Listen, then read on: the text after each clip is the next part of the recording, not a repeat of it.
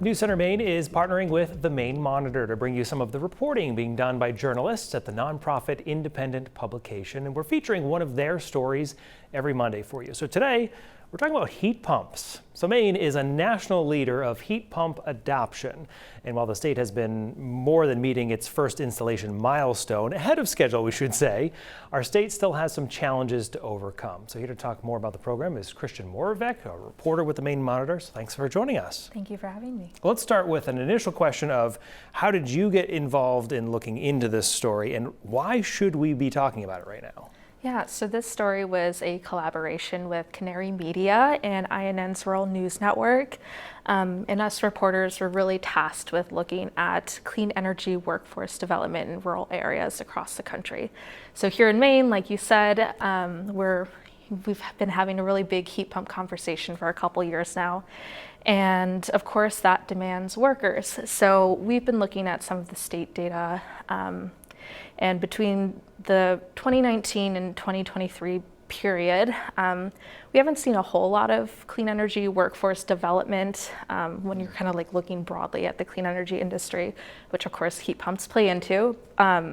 But when you look at that data in a similar time frame, rural counties have seen some of the fastest rates of clean energy job growth, and energy efficiency was a big factor in that. So in my story, I take a look at one program in particular in one of these rural counties, and also kind of from a higher level perspective, look at what the state government and other more academic programs are doing, as well as businesses, to kind of meet these heat pump installation goals, as well as other clean energy and climate related goals for the state. Yeah, because there's that pressure of deadline, this expectation to meet a goal, and then the factors of we have to train people, we have to find people, train them, and then get them into the workforce. So what can you tell us about what you learned about the workforce development efforts that are happening now to kind of funnel those people into the jobs we need? Yeah, so one program that I focus on in particular, that's Kennebec Valley Community College's Heat Pump Lab. They actually launched their lab in 2021, so right after that first heat pump milestone was set, kind of in a direct response to kind of keep things on track and meet that demand.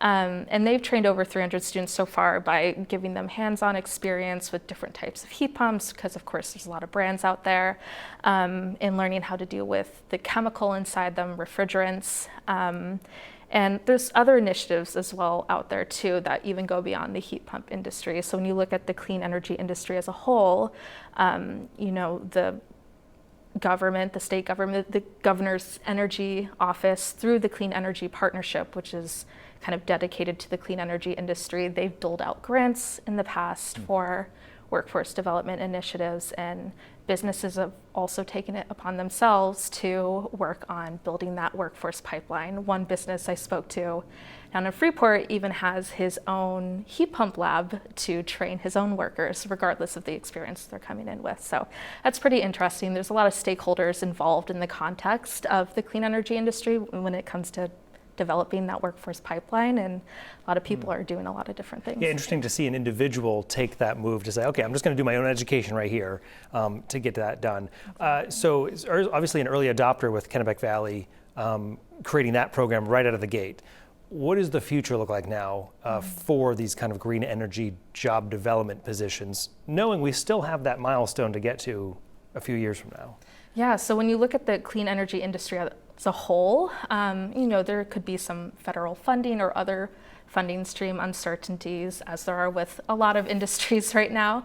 But I guess when you look at heat pumps more specifically, there are a couple things at play that give some people some pause on the certainty of the future of the industry. Tariffs, of course, that's a big conversation across many now, states. for a lot of industries, yeah. But there is some concern that that could increase the price of these units and maybe drive down demand. We don't know yet.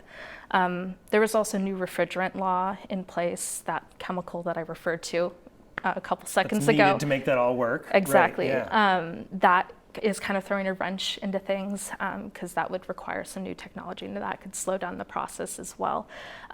So, a lot of the sources I spoke with are still very adamant about pursuing these goals, particularly the heat pump installation goal that we have just 2 years down the line. Yes, the calendar's moving quickly on this one now. Yes, not a whole lot of time to hit these milestones. And the clean energy job goal is also not very far down the line. That's 5 years. So there's hope, there's a will to do it. It's just something we'll have to keep an eye on.